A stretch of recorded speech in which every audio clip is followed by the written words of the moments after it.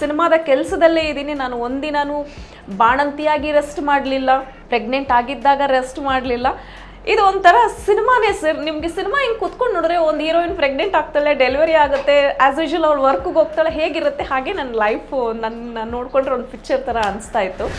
ಇವತ್ತು ಸಿನಿಮಾ ತುಂಬ ಚೆನ್ನಾಗಿ ಬಂದಿದೆ ಅಂತಂದರೆ ನನಗೆ ಮೆಂಟಲಿ ಫಿಸಿಕಲಿ ನನಗೆ ತುಂಬ ಸಾಥ್ ಕೊಟ್ಟಿದ್ದು ನನ್ನ ಹಸ್ಬೆಂಡ್ ಮತ್ತು ನನ್ನ ಮಗು. ಯಾವತ್ತೂ ನನ್ನ ಸೀನ್ಗಳನ್ನ ಇಂಥದ್ದು ಬೇಡ, ಇದು ಸರಿ ಇಲ್ಲ ಅಂತ ಹೇಳಿಲ್ಲ ಸರ್. ಒಂದು ಸೀನ್ ಅರ್ಥ ಮಾಡಿಕೊಂಡು ಅವ್ರಿಗೆ ಏನೇ ಫೀಲಿಂಗ್ ಇದ್ರೂ ಆ ಸೀನ್ಗೆ ನ್ಯಾಯ ಕೊಡೋದಿರುತ್ತಲ್ಲ, ಅದು ಕಲಾವಿದ್ರಿಗೆ ಮಾತ್ರನೇ ಅದಾಗುತ್ತೆ. ಯಾಕಂದರೆ ಅಷ್ಟು ಅನುಭವ ಇದೆ ಅವರು. ಸೊ ಡೈಲಾಗ್ ಹೇಳೋದು ಇಂಪಾರ್ಟೆಂಟ್ ಅನಿಸಲ್ಲ. ಅದು ಒಂದೊಂದ್ಸಲ ಡೈಲಾಗ್ ಹೇಳ್ಬಿಡ್ತಾರೆ, ಏನೋ ನೆನ್ಪಿಟ್ಕೊಂಡು ಏನೋ ಹೇಳ್ತಾರೆ, ಬಟ್ ಆ ರಿಯಾಕ್ಷನ್ಗಳಿಗೆ ಆ ಸಂದರ್ಭ ತಕ್ಕನಾಗಿ ಆ್ಯಕ್ಟ್ ಮಾಡೋದಿರುತ್ತಲ್ಲ, ಅದು ಅನುಭವಿಸಿದ್ರೆ ಬರೋದದು. ಇನ್ನೂ ಕಾಲ ಮಿಂಚಿಲ್ಲ, ಮಗುನ ಉಳಿಸ್ಕೋ, ನನ್ನ ಮಾತು ಕೇಳು.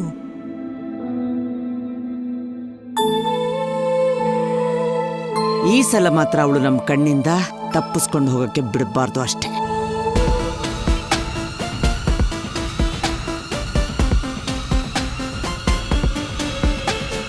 ನೀವು ಮೊದಲಿಂದನೂ ಅದೇ ಆಸ್ಪತ್ರೆಯಲ್ಲಿ ಕೆಲಸ ಮಾಡ್ತಿದ್ರಾ? ಒಂದು 6 ತಿಂಗಳಿಂದ ಮಾಡ್ತಾ ಇದ್ದೀನಿ. ಅದಕ್ಕೂ ಮುಂಚೆ ಜೈಲಲ್ಲಿದ್ದೆ.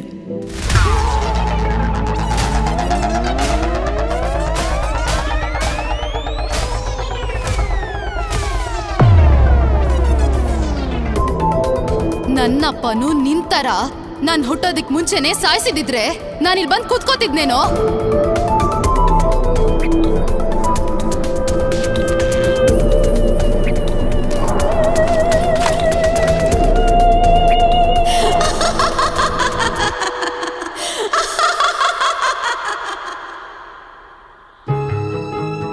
ನನ್ ಪ್ರಾಣ ಕೊಟ್ಟಾದ್ರೂ ಸರಿ, ನನ್ನ ಮಗುನ ನಾನು ಕಾಪಾಡ್ಕೋತೀನಿ. ಮಕ್ಕಳು ದೇವ್ರಿದ್ದಂಗೆ. ಒಂದು ಹೆಣ್ಣು ದೇವರನ್ನೇ ಹೆರ್ತಾಳೆ ಅಂದರೆ ಅವಳು ದೇವ್ರಿಗಿಂತ ದೊಡ್ಡವಳು. ನಮಸ್ತೆ, ಬಿ ಗಣಪತಿ ಚಾನಲ್ಗೆ ಸ್ವಾಗತ. ಕನ್ನಡದಲ್ಲಿ ಇದೊಂದು ಪ್ರಥಮ ಪ್ರಯತ್ನ, ಸಾಹಸಿ ಪ್ರಯತ್ನ ಮತ್ತು ಪ್ರಯೋಗವನ್ನು ಹೀಗೂ ಮಾಡಬಹುದೇ ಅನ್ನುವಂಥ ಹುಬ್ಬೇರಿಸುವ, ನಿಬ್ಬೆರಗುಗೊಳ್ಳುವಂಥ ಒಂದು ಚಲನಚಿತ್ರ ಕನ್ನಡದಲ್ಲಿ ಬರ್ತಾ ಇರುವುದೇ ಒಂದು ಹೆಮ್ಮೆ ಅಂತ ನಾನು ಭಾವಿಸ್ತೇನೆ. ತಾರಿಣಿ ಅನ್ನುವಂಥ ಹೆಸರು. ಮಮತಾ ರಾವುತ್ ಅಂತ ನೀವು ಕೇಳಿದ್ದೀರಿ, ಭಾಳ ಜನಪ್ರಿಯವಾದಂಥ ಸಾಹಸ ಪ್ರಧಾನ ಸಿನಿಮಾಗಳಲ್ಲಿ ಕಾಣಿಸ್ಕೊಂಡಂಥ ನಟಿ. ಮೊದಲ ಬಾರಿಗೆ ಹೆಣ್ಣುಮಗಳೊಬ್ಬಳು 6 ಪ್ಯಾಕ್ ಮಾಡಿದ ಹೆಗ್ಗಳಿಕೆ ಏನಾದರೂ ಇದ್ದರೆ ಅದು ಮಮತಾ ರಾವುತ್ ಅವರ ಹೆಸರಿನಲ್ಲೇ ಇದೆ. ಅವರು 1-1.5 ವರ್ಷದ ಹಿಂದೆ ಪ್ರೀತಿಸಿ ಮದುವೆ ಆಗ್ತಾರೆ. ಡಾಕ್ಟರ್ ಸುರೇಶ್ ಕೋಟ್ಯಾನ್ ಚಿತ್ರಾಪು, ನಮ್ಮ ದಕ್ಷಿಣ ಕನ್ನಡದವರು. ಅವರು ವೈದ್ಯಕೀಯ ಕ್ಷೇತ್ರದಲ್ಲಿ ಅವರದೇ ಆದಂಥ ಒಂದು ಸಂಶೋಧಿತ, ಒಂದು ವಿಶೇಷವಾದಂಥ ವ್ಯವಸಾಯವನ್ನು ಮಾಡ್ತಾರೆ. ಭಾಳ ದೊಡ್ಡ ಇಂಡಸ್ಟ್ರಿಯಲಿಸ್ಟು. ಆದರೆ ಅವರು ಜೀರೋದಿಂದ ಬೆಳೆದು ಬಂದವರು, ಹೋರಾಟದಿಂದ ಬೆಳೆದು ಬಂದವರು. ಅವರ ಒಟ್ಟು ಬೆಳವಣಿಗೆ ಈ ಸಮಾಜಕ್ಕೆ ಮಾದರಿಯಾಗುವಂಥದ್ದು. ಅವರ ಬದುಕು, ಭಾವ, ಅವರ ರೀತಿ ನೀತಿ, ಆ ಸೌಜನ್ಯ, ಮತ್ತು ಸ್ವತಃ ಒಬ್ಬ ಅದ್ಭುತವಾದಂಥ ಬರಹಗಾರ. ಇವರ ಒಂದು ದಾಂಪತ್ಯ, 1-1.5 ವರ್ಷದಿಂದ ಅವರ ದಾಂಪತ್ಯ ಏನಿದೆ, ಆ ದಾಂಪತ್ಯದಲ್ಲಿ ತನ್ನ ಹೆಂಡತಿ ಬಸುರಿಯಾದಾಗ ಆ ಬಸುರಿಯಾದಂಥ ಹೆಂಡತಿಯ ಅಪೇಕ್ಷೆಗೆ ಎಂಥ ಗಿಫ್ಟನ್ನು ಕೊಡ್ಬೋದು ಅಂತಂದರೆ ತಾರಿಣಿ ಅಂತ ಸಿನಿಮಾವನ್ನು ಕೊಡ್ಬೋದು. ಭ್ರೂಣ ಹತ್ಯೆ ಇವತ್ತಿನ ವರ್ತಮಾನದಲ್ಲಿ ಬಹಳ ದೊಡ್ಡ ಪಿಡುಗಾಗಿ ಕಾಣಿಸ್ಕೊಳ್ತಾ ಇದೆ. ಮಂಡ್ಯ ಈ ವಿಷಯದಲ್ಲಿ ನೀವು ಅಲ್ಲಿ ಏನೇನು ಘಟನೆಗಳಾಗಿತ್ತು ಅನ್ನೋದ್ರ ಬಗ್ಗೆ ನೀವೆಲ್ಲ ಓದಿರ್ತೀರಿ, ತಿಳಿದುಕೊಂಡಿರ್ತೀರಿ. ಆ ಹಿನ್ನೆಲೆಯಲ್ಲಿ ಹೆಣ್ಣು ಮಗಳು ಹುಡ್ತಾಳೆ ಅಂತಂದಾಗ ಅವಳನ್ನು ಗರ್ಭದಲ್ಲೇ ಹತ್ಯೆ ಮಾಡುವಂಥ ಕ್ರೌರ್ಯ ಏನಿದೆ, ಅದಕ್ಕೆ ಸಂಬಂಧಿಸಿ ಒಂದು ಸಿನಿಮಾವನ್ನು ಮಾಡಿದ್ದಾರೆ. ಆದರೆ ಈ ಸಿನಿಮಾ ಯಾಕೆ ದಾಖಲಾರ್ಹ ಸಿನಿಮಾ ಅಂತಂದರೆ, ಈ ಸಿನಿಮಾದಲ್ಲಿ ನಾಯಕಿಯ ಪಾತ್ರವನ್ನು ಮಾಡಿದಂಥ ಮಮತಾ ರಾವುತ್ ಸ್ವತಃ ಒಂದು ಪ್ರೆಗ್ನೆಂಟ್ ಆಗ್ತಾರೆ. ಆ ಬಸುರಿತನವನ್ನು ಸಂಪೂರ್ಣವಾಗಿ ಮಗುವನ್ನು ಹಡೆಯುವವರೆಗೆ ಅದನ್ನೇ ಸ್ವತಃ ಚಿತ್ರೀಕರಿಸಿ ಆ ಸಿನಿಮಾಕ್ಕೆ ನಾಯಕಿಯಾಗಿ ಸ್ವತಃ ಅವರೇ ತನ್ನ ಪ್ರೆಗ್ನೆನ್ಸಿಯಲ್ಲಿ ಸಂಪೂರ್ಣವಾಗಿ ಅಭಿನಯಿಸಿ ತಯಾರಿಸಿದಂಥ ಚಿತ್ರ ಇದು. ಸಿದ್ದು ಪೂರ್ಣಚಂದ್ರ ಅನ್ನುವಂಥ ನಿರ್ದೇಶಕರು ಈ ಸಿನಿಮಾವನ್ನು ಬಹಳ ಭಿನ್ನವಾಗಿ ಮಾಡಿದ್ದಾರೆ. ಆ ಸಿನಿಮಾಕ್ಕೆ ಸುರೇಶ್ ಕೋಟ್ಯಾನ್ ನಿರ್ಮಾಣವನ್ನಷ್ಟೇ ಅಲ್ಲ, ಒಬ್ಬ ಪತಿಯಾಗಿ ತನ್ನ ಪತ್ನಿಗೆ ಅದ್ಭುತವಾದಂಥ ಒಂದು ಕೊಡುಗೆಯನ್ನು ಕೊಟ್ಟಿದ್ದಾರೆ. ಕೇವಲ ನೀವು ಹೊಟ್ಟೆಗೆ ಬಟ್ಟೆ ಕಟ್ಟಿಕೊಂಡು ಬಸುರಿಯ ಪಾತ್ರಗಳನ್ನು ಸಿನಿಮಾದಲ್ಲಿ ನೋಡ್ತೀರಿ, ಆದರೆ ಲೈವ್ ಎಕ್ಸಾಂಪಲ್ ಸ್ವತಃ ತನ್ನ ಒಂದು ಬಸುರಿಯನ್ನು ಅಥವಾ ಹಡೆಯುವಿಕೆಯನ್ನು, ಬಾಳಂತಿತನವನ್ನು ಇವೆಲ್ಲವನ್ನು ದೃಶ್ಯೀಕರಿಸಿ ತಾನೇ ಸ್ವತಃ ಅಭಿನಯಿಸಿ ಈ ಸಿನಿಮಾವನ್ನು ಮಾಡಿದ್ದಾರೆ. ರಾಜ್ಯ, ರಾಷ್ಟ್ರ, ಅಂತಾರಾಷ್ಟ್ರೀಯ ಮಟ್ಟದಲ್ಲಿ ಈಗಾಗಲೇ 27ಕ್ಕೂ ಹೆಚ್ಚು ಪ್ರತಿಷ್ಠಿತ ಪ್ರಶಸ್ತಿಗಳನ್ನು ಅದು ಪಡ್ಕೊಂಡಿದೆ. ಇನ್ನೇನು ಬಿಡುಗಡೆಗೂ ಕೂಡ ಅದು ಸಿದ್ಧಗೊಳ್ತಾ ಇದೆ. ಇಂಥ ಸಂದರ್ಭದಲ್ಲಿ ಈ ದಂಪತಿಯನ್ನು ಮತ್ತು ನಿರ್ದೇಶಕರನ್ನು ಒಂದು ಸಂದರ್ಶನ ಮಾಡುವ ಸುಯೋಗ ನನಗೆ ಸಿಕ್ಕಿತು. ಆ ಸಂದರ್ಶನದ ಆಯ್ದ ಭಾಗ ನಿಮಗಾಗಿ. ಸರ್ ನಮಸ್ತೆ. ನಮಸ್ತೆ ಸರ್. ನನಗೆ ನೀವು ತಾರಿಣಿ ಅನ್ನುವಂಥ ಒಂದು ಸಿನಿಮಾ ಮಾಡಿದ್ದೀರಿ ಅಂತ ಬಹಳ ಸಂತೋಷ ಆಯಿತು. ಅದರಲ್ಲೂ ಫಸ್ಟ್ ಟೈಮ್ ಇನ್ನು ಕನ್ನಡವ ಅಥವಾ ಇಂಡಿಯಾವೋ ಗೊತ್ತಿಲ್ಲ ನನಗೆ, ಲೈವ್ ಎಕ್ಸಾಂಪಲ್ ಇಟ್ಕೊಂಡು, ಅಂದರೆ ಸ್ವತಃ ಮೇಡಮ್ಮೇ ತನ್ನ ಜೀವನದ ಒಂದು ಮದುವೆ, ಬದುಕು, ಬಸುರಿ, ಬಾಣಂತನ ಅಥವಾ ಹೆರುವಿಕೆ ಈ ಥರದ್ದೆಲ್ಲ ಸೀಕ್ವೆನ್ಸನ್ನು ನೀವು ದಾಖಲೆ ಮಾಡಿ ಅವರೇ ಅದಕ್ಕೆ ನಾಯಕಿಯಾಗಿಯೂ ಒಂದು ರೀತಿಯಲ್ಲಿ ಮಾಡೆಲ್ ಆಗಿಯೂ ಅಥವಾ ದಾಖಲೆಯಾಗಿಯೂ ಸಂದಂಥದ್ದು ಎಲ್ಲೂ ಇಲ್ಲ ಅಂತ ಅಂದ್ಕೊಳ್ತೇನೆ. ಅಂದರೆ ಎಲ್ಲೂ ಅಂದರೆ ನಮ್ಮಲ್ಲಿ, ಬೇರೆ ಬೇರೆ ದೇಶಗಳಲ್ಲಿ ಬೇರೆ ಬೇರೆ ಪ್ರಯೋಗಗಳು ಆ ಥರ ಆಗ್ತವೆ. ಇದಕ್ಕೆ ನೀವು ಮಾನಸಿಕವಾಗಿ ಹೇಗೆ ಸಿದ್ಧರಾದ್ರಿ ಅಂತ? ಮಾನಸಿಕವಾಗಿ ಸಿದ್ಧ ಒಂದೇ ಒಂದು ನನ್ನ ಇದರಲ್ಲಿ ಇದ್ದದ್ದು, ಅವಳು ಕೇಳಿದ್ದು ನಾನು ಪ್ರೆಗ್ನೆಂಟ್ ಆಗುವಾಗ ಬೇರೆ ಬೇರೆ ಗಿಫ್ಟ್ ಕೊಡ್ತಾರೆ, ನನಗೊಂದು ಗಿಫ್ಟ್ ಕೊಡ್ತೀರಾ ಅಂತ ಕೇಳಿದ್ರು. ಏನು ಗಿಫ್ಟು? ನನಗೆ ಈ ಥರ ಒಂದು ಸಿನಿಮಾ ಮಾಡಬೇಕು ಅಂತ. ಆಯಿತು ಅಂತ ಹೇಳಿದೆ. ಆನಂತರ ಒಮ್ಮೆಲೆ ಒಂಥರ ದಿಗ್ಭ್ರಮೆ ಆಯಿತು ನನಗೇನೆ. ಅದೊಂದು ಪ್ರೊಡ್ಯೂಸರ್ ಮಾಡೋದಕ್ಕಿಂತ ಒಬ್ಬ ಗಂಡ, ಹೌದು, ಅದು ಫಸ್ಟ್ ಮಗು, ಪ್ರೇಮಿ ಚಿಲ್ಡ್ರನ್ ಅಂತ ನಮಗೆ ಅದೆಲ್ಲವೂ ತಲೆ. ಎಷ್ಟು ವರ್ಷ ಆಗಿತ್ತು ಈ ಸಾಹಸ ಮಾಡುವಾಗ? ನಮಗೆ 1.5 ವರ್ಷ ಆಯ್ತು. ಒಂದು ಅಲ್ವಾ, ಇನ್ನು ಮೇ ಬಂದ್ರೆ 2 ವರ್ಷ ಆಗುತ್ತೆ ಸರ್ ಅಷ್ಟೇ. 2 ವರ್ಷ ಆಯ್ತು. ಸೊ ಅದು ತುಂಬ ಕಷ್ಟದ ಫಸ್ಟಿಗೆ ಹೇಳಿದೆ ನೀನು ಮಾಡ್ತೀಯನಮ್ಮ ಅಂತ ಫಸ್ಟ್, ಆಮೇಲೆ ಅರ್ಧದಲ್ಲಿ ಬಿಡೋದು ಅದೆಲ್ಲ ಇವರು ಮಾಡ್ತೇನೆ. ಯಾಕಂದ್ರೆ ಇವರು ಫಸ್ಟ್ ಹೆಣ್ಮಗಳು 6 ಪ್ಯಾಕ್ ಮಾಡಿದ ಹೆಣ್ಮಗಳು ಇವರು ಕನ್ನಡ ಇಂಡಸ್ಟ್ರಿನಲ್ಲಿ. ಇದೊಂದು ಫ್ಯಾಮಿಲಿ ಪ್ಯಾಕ್ ಆಗುವಾಗ ಈ ಸಂದರ್ಭದಲ್ಲಿ ಅವ್ರು ಮಾಡ್ತೇನೆ ಅಂತ ಹೇಳಿದ್ದು. ಹಾಗಾಗಿ ಜೊತೆಗೆ ಒಂದು ತುಡಿತನೇ ಇತ್ತು, ಒಂದು ನಮ್ಮ ಇದಕ್ಕೆ ಒಂದು ಹೊಸತನ ಕೊಡಬೇಕು, ಒಂದು ಹೊಸದಲ್ಲಿ ಏನಾದರೂ ಮಾಡಬೇಕು, ಪ್ರಯೋಗಾತ್ಮಕವಾಗಿ ಮಾಡಬೇಕನ್ನುವಂಥದ್ದು, ಮತ್ತು ಸಾಮಾಜಿಕ ಕಳಕಳಿನೂ ಇತ್ತು. ಅದೆಲ್ಲವೂ ಒಟ್ಟಿಗಾಗಿ ಮಾನಸಿಕವಾಗಿ ಸಿದ್ಧ ಆದೆ. ಮಮತಾ ಅವರೇ, ನೀವು ಹೇಳೋದು ಸುಲಭ, ಆದರೆ ಪ್ರಾಕ್ಟಿಕಲ್ ಆಗಿ ಮಾಡೋದು ಕಷ್ಟ. ಹೌದು ಸರ್. ಈಗಿನ ತಲೆಮಾರಿನ ಹೆಣ್ಣುಮಕ್ಕಳು ಪ್ರೆಗ್ನೆಂಟ್ ಆದರು ಅಂತ ಆದ್ಕೊಳ್ಳೇ ಅವರು ಒಂಥರ ಮನೆಯಲ್ಲಿರುವ ದೇವ್ರ ಮೂರ್ತಿ ಆದರೂ ಅದೇನಾದರೂ ಕನಸಿನಲ್ಲೋ ರಾತ್ರಿ ಎದ್ದು ಓಡಾಡ್ತದೇನೋ, ಇವರು ಓಡಾಡೋದಿಲ್ಲ. ಯಾಕಂದ್ರೆ ಯೂಟ್ಯೂಬ್ ಎಲ್ಲ ನೋಡಿ ಅದು ಹೆಂಗಿರ್ಬೇಕು, ಹಿಂಗಿರ್ಬೇಕು, ಹಂಗೆ ಇರ್ಬೇಕಾ, ಈ ಥರ. ನಮ್ಮಲ್ಲಿ ಹಳೆ ಕಾಲದಲ್ಲಿ ಹೇಳ್ತಿದ್ರು ಆಕ್ಟಿವ್ ಆಗಿದ್ದಷ್ಟು ಡೆಲಿವರಿ ಸುಲಭ, ಹಾಗೆ ಅಂತ. ಈಗ ಇನ್ಆಕ್ಟಿವ್ ಆಗಿದ್ದಷ್ಟು ಗಂಡನ ಹತ್ರ ಸೇವೆ ಮಾಡಿಸ್ಕೊಳ್ಳುವಷ್ಟು. ನನಗೆ ಹೇಗೆ ಅಂದರೆ ಸರ್, ಅವ್ರು ಹೇಳ್ದಾಗೆ ನಾನೊಂದು ಗಿಫ್ಟ್ ಬೇಕು ಅಂತ ಕೇಳಿದೆ. ನನಗೆ ಎಲ್ಲರೂ ಗರ್ಭಿಣಿ ಆದಾಗ ಒಂದು ಡಿಫ್ರೆಂಟ್ ಆಗಿ ಫೋಟೋ ಶೂಟ್ ಮಾಡಿಸ್ತಾರೆ, ಆ ಫೋಟೋಗಳನ್ನ ಹಾಕೊಳ್ತಾರೆ. ಆದ್ರೆ ನನಗೆ ಇತ್ತೀಚಿನ ಟ್ರೆಂಡ್ ಹೌದು, ಅದು ಯಾಕಂದ್ರೆ ಸ್ಪೆಷಲ್ ಮೂಮೆಂಟ್ಸ್ನ ಇನ್ನೂ ಸ್ಪೆಷಲ್ ಆಗಿ ಎಂಜಾಯ್ ಮಾಡಬೇಕು ಅನ್ನೋದು. ಬಟ್ ನಂದು ಫೋಟೋ ಮಾತ್ರ ಸೀಮಿತ ಆಗಬಾರ್ದು, ದಾಖಲೆ ಆಗಬೇಕು. ಇದು ನನಗೆ ಲೈಫ್ ಟೈಮಲ್ಲಿ ಮೆಮೊರೇಬಲ್ ಇರಬೇಕು, ನನಗಾಗಲಿ ನನ್ನ ಮಗುಗಾಗಲಿ ಅಂತ ಯೋಚನೆ ಮಾಡಬೇಕಾದ್ರೆ ನಾನು ಸಿದ್ದು ಸರ್ ಜೊತೆ ಅವ್ರ ಪ್ರಿವಿಯಸ್ ಮೂವಿಯಲ್ಲಿ ಒಂದು ಪಾತ್ರ ಮಾಡಿದ್ದೆ. ನಾನು ಇವ್ರ ಹತ್ರ ಡಿಸ್ಕಸ್ ಮಾಡಿದೆ, ಒಂದು ಸಿನಿಮಾ ಮಾಡೋಣವಾ, ನೀವು ಹೆಲ್ತ್ ರಿಲೇಟೆಡ್ ಇದರಲ್ಲಿ ಇರೋದ್ರಿಂದ ನಿಮಗೂ ಒಂದು ತುಡಿತಾ ಇದೆ, ನನಗೂ ಒಂದು ತುಡಿತಾ ಇದೆ, ಅದನ್ನು ಕಂಬೈಂಡ್ ಮಾಡಿ ಒಂದು ಸಿನಿಮಾ ಮಾಡೋಣ ಅಂದಾಗ ಅವರು ಫಸ್ಟ್ ಪ್ರಶ್ನೆ ಮಾಡಿದ್ದು ನಿನ್ನ ಕೈಲಿ ಆಗುತ್ತಾ ಅಂತ. ಸಿನಿಮಾ ಮಾಡಲ್ಲ ಇಲ್ಲ ಅಂತ ನನಗೆ ಇವತ್ತಿನವರೆಗೂ ಯಾವುದಕ್ಕೂ ಅವ್ರು ಹೇಳಿಲ್ಲ ಸರ್. ನಾನು ಸಿದ್ದು ಸರ್ಗೆ ಅವಾಗ ಫೋನ್ ಮಾಡಿ ಕೇಳಿದೆ, ನಾವು ಒಂದೊಂದು ಪ್ರಾಜೆಕ್ಟ್ ಮಾಡಬೇಕು ಅಂತ ಅಂದ್ಕೊಳ್ತಾ ಇದ್ದೀವಿ ಸರ್, ಒಂದು ಗರ್ಭಿಣಿ ಮೇಲೆ ಸಿನಿಮಾ ಮಾಡಿದ್ರೆ ಹೇಗಿರುತ್ತೆ ಅಂತ. ಅವ್ರಿಗೇನು ಗೊತ್ತಿಲ್ಲ, ಯಾಕೆ ಗರ್ಭಿಣಿ ಪ್ರಶ್ನೆನೇ ಅವ್ರಿಗೆ ಗೊತ್ತಿಲ್ಲ.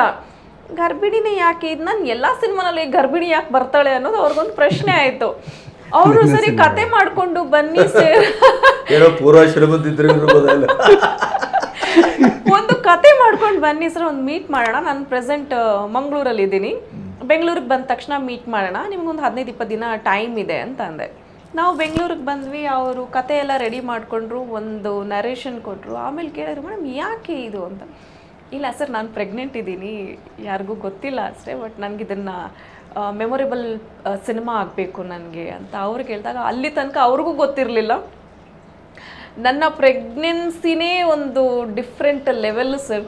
ಯಾಕಂದರೆ ನನಗೆ ಆಗ 2.5 ತಿಂಗಳು, ಅಲ್ಲಿ ತನಕ ನಾನು ಪ್ರೆಗ್ನೆಂಟ್ ಅನ್ನೋದು ನನಗೆ ಗೊತ್ತಿರಲಿಲ್ಲ. ಬಿಕಾಸ್ ಆಫ್ ಇತ್ತೀಚಿನ ದಿನಗಳಲ್ಲಿ ಈ ಥೈರಾಯ್ಡ್ ಅನ್ನೋಂಥ ಒಂದು ಸಮಸ್ಯೆಯಿಂದ ಆ ಥರ ಇರಬಹುದೇನೋ ಅಂತ ಅಂದ್ಕೊಂಡು ಸುಮ್ಮನೆ ಆದದ್ದು. ಆಗ ಗೋವಾಗೆ ಅಂತ ಹೋಗಿದ್ವಿ. ನಮ್ಮ ಮದುವೆ ಆದಮೇಲೆ ಸುಮಾರು ಎಷ್ಟೋ ದಿನದ ನಂತರ ಹನಿಮೂನ್ಗೆ ಹೋಗಿದ್ವಿ, ಎಷ್ಟೋ ತಿಂಗಳ ನಂತರ ಹನಿಮೂನ್ಗೆ ಅಂತ ಹೋದದ್ದು. ಒಂದಷ್ಟು ಫ್ರೆಂಡ್ಸ್ ಗ್ಯಾಂಗ್ ಎಲ್ಲ ಹೋಗಿದ್ವಿ. ಅಲ್ಲಿ ಸುಮಾರು ಜನ ಹೇಳ್ತಾ ಇದ್ರು, ಮಮತಾ ಯಾಕೋ ದಪ್ಪ ಆಗ್ಬಿಟ್ಟಿದ್ಯಾ, ಏನೋ ಡಿಫ್ರೆಂಟ್ ಅಂತ ಅನಿಸ್ತಿದ್ಯಾ ಅಂತ.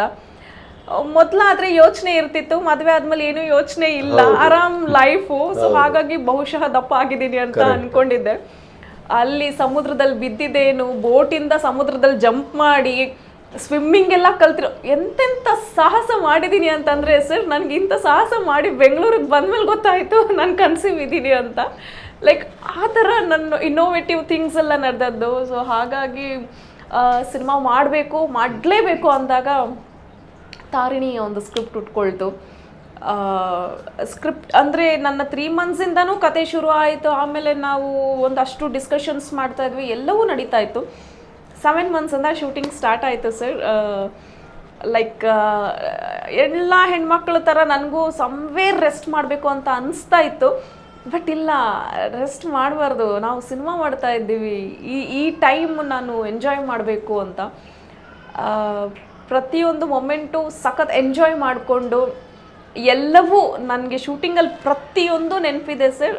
ಟಿಲ್ ಡೆಲಿವರಿ ಆದಮೇಲೂ ಅಷ್ಟೇ, ಇಲ್ಲಿವರೆಗೂ ಸಿನಿಮಾದ ಕೆಲಸದಲ್ಲೇ ಇದ್ದೀನಿ. ನಾನು ಒಂದಿನೂ ಬಾಣಂತಿಯಾಗಿ ರೆಸ್ಟ್ ಮಾಡಲಿಲ್ಲ, ಪ್ರೆಗ್ನೆಂಟ್ ಆಗಿದ್ದಾಗ ರೆಸ್ಟ್ ಮಾಡಲಿಲ್ಲ. ಇದು ಒಂಥರ ಸಿನಿಮಾನೇ ಸರ್. ನಿಮಗೆ ಸಿನಿಮಾ ಹಿಂಗೆ ಕುತ್ಕೊಂಡು ನೋಡಿದ್ರೆ ಒಂದು ಹೀರೋಯಿನ್ ಪ್ರೆಗ್ನೆಂಟ್ ಆಗ್ತಾಳೆ, ಡೆಲಿವರಿ ಆಗುತ್ತೆ, ಆ್ಯಸ್ ಯೂಶುವಲ್ ಅವಳು ವರ್ಕ್ಗೆ ಹೋಗ್ತಾಳೆ, ಹೇಗಿರುತ್ತೆ ಹಾಗೆ ನನ್ನ ಲೈಫು ನನ್ನ ನೋಡಿಕೊಂಡ್ರೆ ಒಂದು ಪಿಕ್ಚರ್ ಥರ ಅನಿಸ್ತಾ ಇತ್ತು. ಶೂಟಿಂಗಿಗೆ ಹೋಗೋ ಮುಂಚೆ ನಾನು ಒಂದು ವೈಫ್ ಹಸ್ಬೆಂಡಿಗೆ ನನಗೆ ಅವ್ರಿಗೆ ಯಾವತ್ತೂ ತಿಂಡಿ ಇಲ್ಲದೆ ಊಟ ಇಲ್ಲದೆ ಕಳಿಸೋ ಅಂಥ ಮನಸ್ಥಿತಿ ಇಲ್ಲ. ಯಾಕಂದರೆ ನನಗೆ ನನ್ನದೇ ಆದಂಥ ಒಂದು ಫ್ಯಾಮಿಲಿ ಲೈಫ್ ಸ್ಟೈಲ್ ಇರುತ್ತೆ, ನನ್ನ ಗಂಡಂಗೆ ಹಿಂಗೆ ನೋಡ್ಕೋಬೇಕು, ಹಾಗೆ ಮಾಡಬೇಕು ಅಂತ. ಬೆಳಗ್ಗೆ ಬೇಗನೆ ಎದ್ದು ದೇವರ ಕೆಲಸ ಎಲ್ಲ ಮುಗಿಸಿ ಅವ್ರಿಗೆ ತಿಂಡಿ ಮಾಡಿಟ್ಟು 7 ಗಂಟೆ 7:15ಗೆಲ್ಲ ನಾನು ಶೂಟಿಂಗ್ ಹೋಗ್ತಾ ಇದ್ದೆ. ಶೂಟಿಂಗ್ ಹೋದ್ಮೇಲೆ ನಾನು ಒಂದು ನಟಿ, ನನ್ನ ಕೆಲಸ ಮುಗಿಸ್ಬೇಕಿತ್ತು. ಪ್ಯಾಕಪ್ 7 ಗಂಟೆಗೆ ಆದಮೇಲೆ ಪ್ರೊಡ್ಯೂಸರ್ ವೈಫು ಪೇಮೆಂಟ್ ಮಾಡಬೇಕಿತ್ತು. ಅಲ್ಲೂ ಬೇರೆ ಬೇರೆ ಪಾತ್ರಗಳನ್ನು ನಿರ್ವಹಿಸಬೇಕು. ಪೇಮೆಂಟ್ಸ್ ಮಾಡಬೇಕಿತ್ತು, ಅಕೌಂಟ್ಸ್ ಬರ್ಕೋಬೇಕಿತ್ತು. ಅವತ್ತಿಂದ ಎಷ್ಟಾಯಿತು ಎಲ್ಲ ಅಕೌಂಟ್ಸ್ ಬರೆದಿಟ್ಕೊಂಡು ಮನೆಗೆ ಬಂದಾದ್ಮೇಲೆ ನಾಳೆದೆಲ್ಲ ಏನು ಬೇಕು ಆ ಪ್ರಿಪ್ರೇಷನ್ಸ್ ಎಲ್ಲ ಮಾಡಿಕೊಂಡು ಮಲಗಿ, ಈ ಥರದ್ದು ನಂದು ಒಂದು ಬ್ಯುಸಿ ಶೆಡ್ಯೂಲ್ ಇತ್ತು ಸರ್. ಪ್ರತಿಯೊಂದು ಮೊಮೆಂಟ್ನ ಎಂಜಾಯ್ ಮಾಡಿದ್ದೀನಿ ಸರ್ ನಾನು. ಇವತ್ತು ಸಿನಿಮಾ ತುಂಬ ಚೆನ್ನಾಗಿ ಬಂದಿದೆ ಅಂತಂದರೆ ನನಗೆ ಮೆಂಟಲಿ ಫಿಸಿಕಲಿ ನನಗೆ ತುಂಬ ಸಾಥ್ ಕೊಟ್ಟಿದ್ದು ನನ್ನ ಹಸ್ಬೆಂಡ್ ಮತ್ತು ನನ್ನ ಮಗು. ಆ್ಯಂಡ್ ಎಲ್ಲೂ ಡಿಸ್ಕಂಫರ್ಟ್ ಆಗದೆ ಇರೋ ಹಾಗೆ ನೋಡ್ಕೊಂಡಿದ್ದು ಸಿದ್ದು ಸರ್ ಅಂತ ಒಂದು ಒಳ್ಳೆಯ ಕತೆ ಮಾಡಿದ್ರು ಅವರು.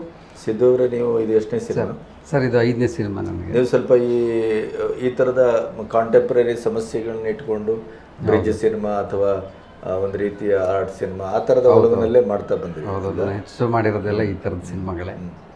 ನಾನು ಬ್ರಹ್ಮಕಮಲ ಸಿನಿಮಾ ಮಾಡೋ ಟೈಮಲ್ಲಿ ಮೇಡಮ್ ಪರಿಚಯ ಆಗಿದ್ದು.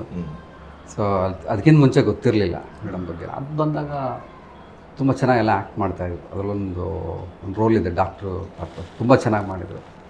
ಸೊ ಹೀಗೆ ಒಂದು ಒಡನಾಟ ಇದಾಯಿತು. ಆವಾಗ ಒಂದು ಸಲ ಹೇಳಿದ್ರು, ಶೂಟ್ ಮಾಡುವಾಗಲೇ ಒಂದು ಸಿನಿಮಾ ಮಾಡ್ಬೇಕು ಸರ್ ನಮ್ಮ ಪ್ರೊಡಕ್ಷನಲ್ಲಿ ಅಂತ ಹೇಳ್ತಾಯಿದ್ರು. ಸೊ ನಮ್ಮದೆಲ್ಲ ಮುಗಿದಾದ್ಮೇಲೆ ಒಂದಿನ ಫೋನ್ ಮಾಡಿದ್ರು, ಸರ್ ಒಂದು ಸಿನಿಮಾ ಮಾಡಬೇಕು ಸರ್ ಅಂತ. ಆಯಿತು ಮೇಡಮ್, ಒಂದು ಹೀರೋಯಿನ್ ಓರಿಯೆಂಟೆಡ್ ಒಂದು ಕತೆ ಇದೆ ನನ್ನ ಬಗ್ಗೆ, ಹೇಳ್ತೀನಿ ಅಂದ್ಬಿಟ್ಟು ಹೇಳಿದ್ದೆ. ಆಯಿತು ಅಂತ ಹೇಳಿದರು. ಆಮೇಲೆ ಒಂದು ಡೇಟ್ ಫಿಕ್ಸ್ ಆಯಿತು, ಇಂಥ ದಿನ ಬನ್ನಿ ಅಂತ. ಆವಾಗ ಇವರು ಹೇಳಿದ್ರು, ಇಲ್ಲ ಪ್ರೆಗ್ನೆಂಟ್ ಮೇಲೆ ಒಂದು ಕತೆ ಮಾಡಿ ಅಂತ. ಸೊ ನನಗೆ ಶಾಕು, ಯಾಕೆಂದರೆ ನಾನು ಹಿಂದೆ ಮಾಡಿರೋ ಎಲ್ಲ ಸಿನಿಮಾದಲ್ಲೂ ಪ್ರೆಗ್ನೆಂಟ್ ಇದ್ದಾರೆ. ನನ್ನ ದಾರಿ ಯಾವುದೇ ವೈಕುಂಠದಲ್ಲೂ ಕೂಡ 3 ಜನ ಪ್ರೆಗ್ನೆಂಟ್ ಇದ್ದಾರೆ. ಆಮೇಲೆ ಬ್ರಹ್ಮಕಮಲನೂ ಕೂಡ ಅದೇ ಕಾನ್ಸೆಪ್ಟು. ಸೊ ಮತ್ತೆ ಯಾಕೆ ಅದು ಇವ್ರಿಗೆ ಗೊತ್ತಿಲ್ಲ, ಅದು ಆ ಸಿನಿಮಾ ಎಲ್ಲ ನೋಡಿರಲಿಲ್ಲ. ಮತ್ತೆ ಇದ್ರ ಮೇಲೆ ನನಗೆ ಶಾಕ್ ಆಯಿತು. ಬಟ್ ಇವ್ರು ಕೇಳಿದ್ದು ನೋಡಿ ಏನೋ ಇರ್ಬೋದೇನೋ ನೋಡೋಣ ಅಂತ ಅಂದ್ಕೊಂಡು, ಇವ್ರು ಪ್ರೆಗ್ನೆಂಟ್ ಅಂತ ನನಗೆ ಗೊತ್ತಿರಲಿಲ್ಲ ಅಲ್ಲಿವರೆಗೂ. ಆಮೇಲೆ ಆವಾಗ ಈ ಕತೆ ಮಾಡಿದೆ.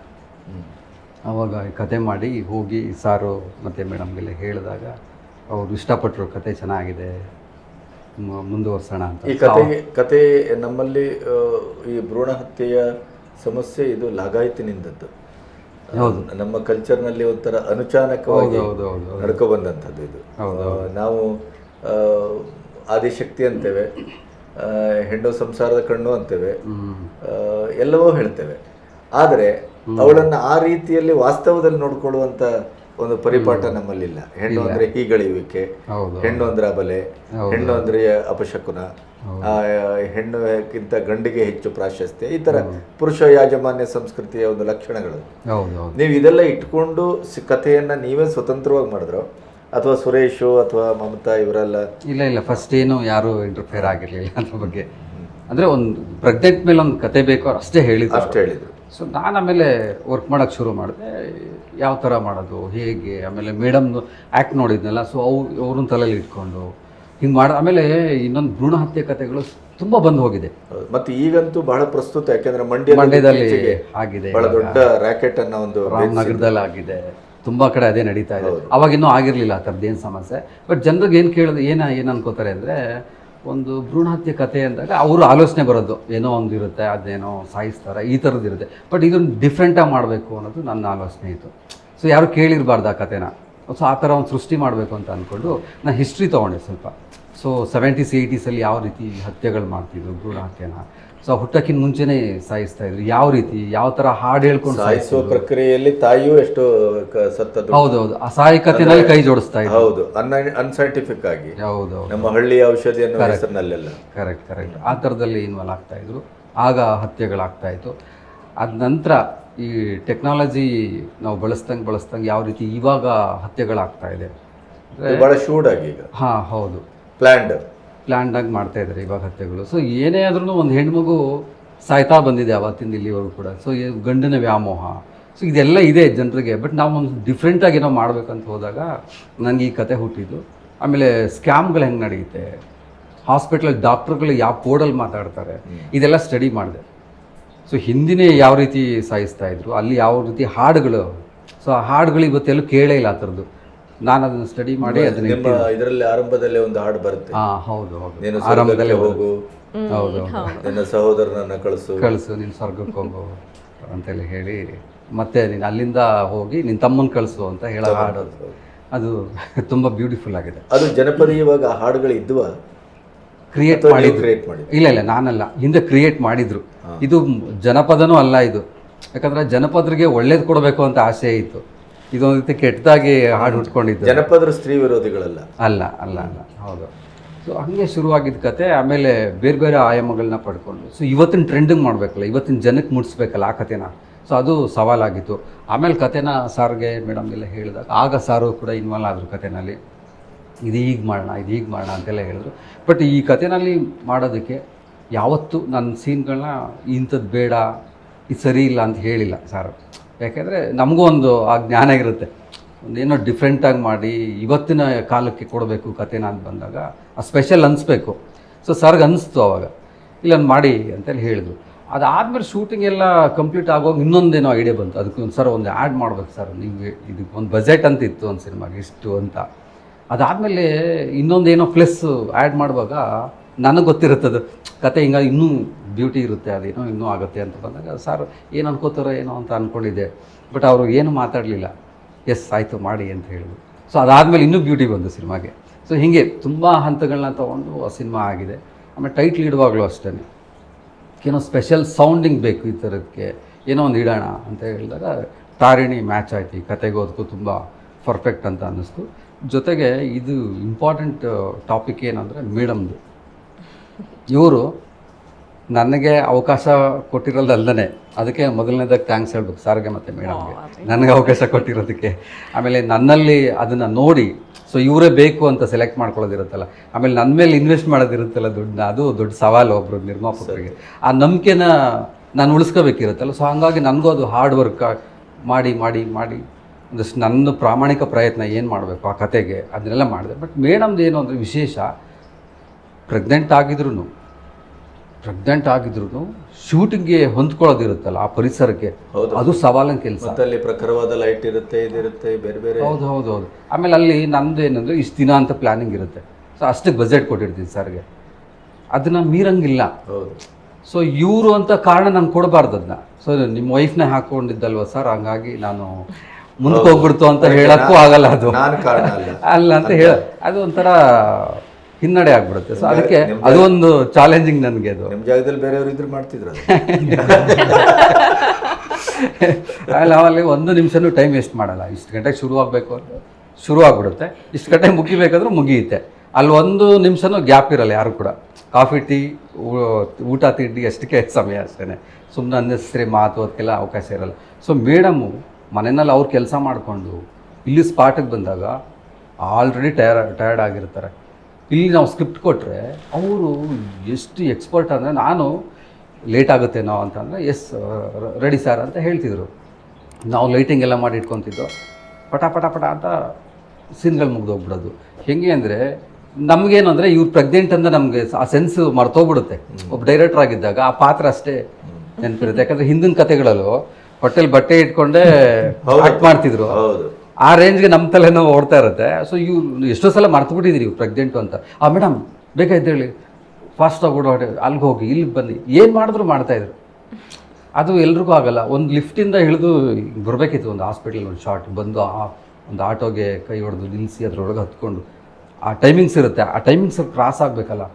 ಬಂದರು ಅದೆಲ್ಲ ನಮ್ಗೆ ಭಯ. ಅದು ನಾನು ಆ ಶಾರ್ಟ್ ಓಕೆ ಆದಮೇಲೆ ಅನಿಸ್ತು, ಏನಾದ್ರು ಹೆಚ್ಚು ಕಡಿಮೆ ಆಗಿಬಿಟ್ರೆ ನನಗೆ ಕೆಟ್ಟ ಹೆಸರು ಬಂದ್ಬಿಡುತ್ತಲ್ಲ ಅಂತ ಅನ್ನಿಸ್ತಿತ್ತು. ಅದು ಸ್ಟೆಪ್ಸ್ ಎಲ್ಲ ತುಂಬ ದೊಡ್ಡದಿರುತ್ತೆ. ನಮಗೆ ಗೊತ್ತಿಲ್ಲ, ಆ ಫ್ರೇಮ್ ಬ್ಯೂಟಿ ದೂರದಲ್ಲಿ ಇರ್ತೀವಿ, ಮಾನಿಟರ್ ನೋಡುವಾಗ ಇದಕ್ಕೆ ಅಲ್ಲಿ ಬಂದು ಅವ್ರು ಮ್ಯಾಚ್ ಆಗಬೇಕಷ್ಟೇ. ಬಟ್ ಎಲ್ಲ ತುಂಬ ಚೆನ್ನಾಗಿ ಮಾಡಿದ್ರು. ಮತ್ತು ವೆರಿ ಗುಡ್ ಆರ್ಟಿಸ್ಟ್ ಅವರು. ಯಾಕೆಂದರೆ ಒಂದು ಸೀನ್ ಅರ್ಥ ಮಾಡಿಕೊಂಡು ಅವ್ರಿಗೆ ಏನೇ ಫೀಲಿಂಗ್ ಇದ್ರೂ ಆ ಸೀನ್ಗೆ ನ್ಯಾಯ ಕೊಡೋದಿರುತ್ತಲ್ಲ, ಅದು ಕಲಾವಿದ್ರಿಗೆ ಮಾತ್ರನೇ ಅದಾಗುತ್ತೆ. ಯಾಕಂದರೆ ಅಷ್ಟು ಅನುಭವ ಇದೆ ಅವ್ರಿಗೆ. ಸೊ ಒಂದೊಂದು ಸೀನ್ ರಿಯಾಕ್ಷನ್ಗಳಷ್ಟೇ. ಸೊ ಡೈಲಾಗ್ ಹೇಳೋದು ಇಂಪಾರ್ಟೆಂಟ್ ಅನ್ಸಲ್ಲ. ಅದು ಒಂದೊಂದ್ಸಲ ಡೈಲಾಗ್ ಹೇಳ್ಬಿಡ್ತಾರೆ, ಏನೋ ನೆನ್ಪಿಟ್ಕೊಂಡು ಏನೋ ಹೇಳ್ತಾರೆ. ಬಟ್ ಆ ರಿಯಾಕ್ಷನ್ಗಳಿಗೆ ಆ ಸಂದರ್ಭ ತಕ್ಕನಾಗಿ ಆ್ಯಕ್ಟ್ ಮಾಡೋದಿರುತ್ತಲ್ಲ, ಅದು ಅನುಭವಿಸಿದ್ರೆ ಬರೋದು. ಅದು ಸುಮ್ಮನೆ ಅಂತೂ ಬರಲ್ಲ ಅದು. ಸೊ ಅದರಲ್ಲೆಲ್ಲ ಎಕ್ಸ್ಪರ್ಟ್ ಮೇಡಮು.